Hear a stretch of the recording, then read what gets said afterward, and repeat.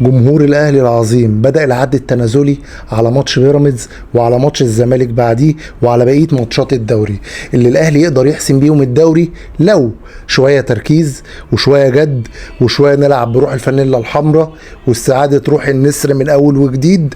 الاهلي هيحسم الدوري مع شويه ضربات في نتائج الفرق التانية لبقيه الانديه، يعني على راسهم طبعا نادي الزمالك ونادي بيراميدز. ليه؟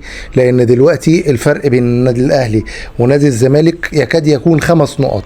يعني احنا محتاجين دلوقتي ان نادي الزمالك يخسر من نادي بيراميدز او على الاقل يتعادل علشان النتائج دي تاثر على الاثنين، تاثر بالايجاب للنادي الاهلي وبالسلب عليهم. طب نعمل ايه بقى في الموضوع ده؟ نبص على النتائج بتاعتهم، ما نبصش على حد، احنا ما نبصش غير في ورقتنا احنا، ما نبصش غير على نفسنا احنا. ازاي؟ يعني اللعيبه تنزل تقاتل، ما تعملش حاجه في الدنيا غير هي نازله للمكسب بس، ما تنزلش مركزه ولا شايفه ولا سامعه ايه بقيه النتائج وحصل فيها ايه. على الاقل كمان لو ما حققناش بطوله الدوري، وده انا ما اتمناهوش، لكن لو ما حققناش بطوله الدوري على الاقل ما نتنازلش عن ان احنا نخش افريقيا زي ما احنا طول عمرنا متعودين نكون في افريقيا. طب ايه بقى اللي المفروض يحصل من الاداره يا جماعه؟ انا شايف وبقالي فتره كبيره جدا جدا جدا، يعني انا ما اعرفش ايه الاسباب، بس انا بقالي فتره كبيره جدا ما بشوفش الكابتن محمود الخطيب ولا في التمرين، ولا بشوفه كمان، يعني ما بشوفلوش صور في التمرين، ولا بشوفه كمان في الماتشات موجود في الاستاد زي ما بيكون كان موجود دايما.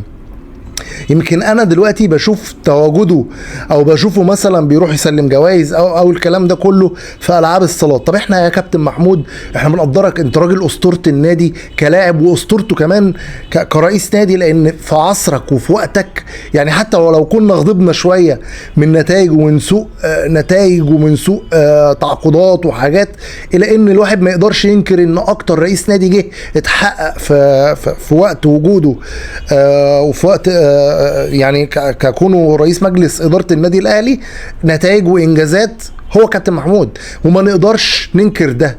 ولكن طبيعي جدا مع سوء نتائج احنا كجمهور النادي الاهلي عنده هويه البطل وما بيحبش يخسر وما تعودش على انه يخسر، او الموضوع انه يخسر ده موضوع ثانوي ممكن يجي كل كام سنه وكام سنه، ونتمنى ان هو يعني ما يحصلش تاني. يعني طبيعي جدا نتضايق، ولكن يا كابتن محمود احنا نتمنى ان احنا نشوفك من اول وجديد متواجد في الاستاد، نشوفك موجود مع اللعيبه، نشوفك بتحفز اللعيبه، نشوف كل الكلام ده اللي احنا افتقدناه. احنا كنا بنفرح قوي لما بنشوف الكلام ده بيحصل، بنفرح وبنطمن وبنقول ايوه هي دي هويه الاهلي، هو ده الاهلي اللي احنا نعرفه.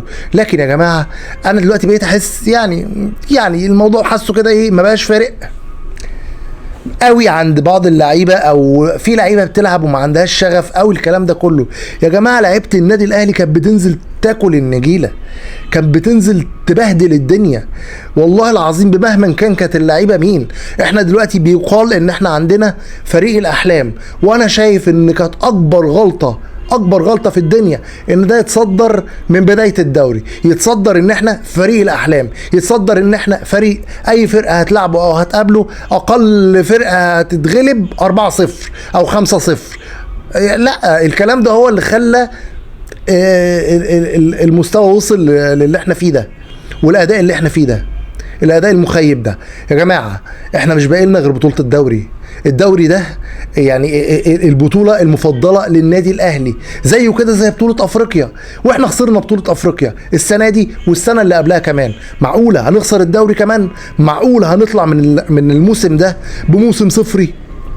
احنا خدنا بطوله السوبر وعلى حساب نادي الزمالك اللي هو دلوقتي عامل افراح وعامل حاجات قد كده، يعني وكانه خد بطولات وخد عمل وما عملش اي حاجه. لسه الموسم بالنسبه له صفر عامه، يعني خيالهاش تمام. وعلى الرغم من كده ولو طلعنا برضو من الموسم من غير اي حاجه انا هبقى زعلان. انا على المستوى الشخصي انا زي اي اهلاوي بيكون زعلان، ولكن هنستنى فرمطه للفرقه وفي الدوافع وفي كل حاجة الموسم الجاي، لان بصراحة ربنا اللي حصل الموسم ده يا جماعة اوعوا تفتكروا ان حد من جمهور النادي الاهلي هيقدر يستحمل اللي حصل الموسم ده الموسم الجاي. لو عجبك الفيديو شير وتابعني على القناة وتنوروني دايما، وانا بتشرف بيكم كل جمهور النادي الاهلي. مع السلامه.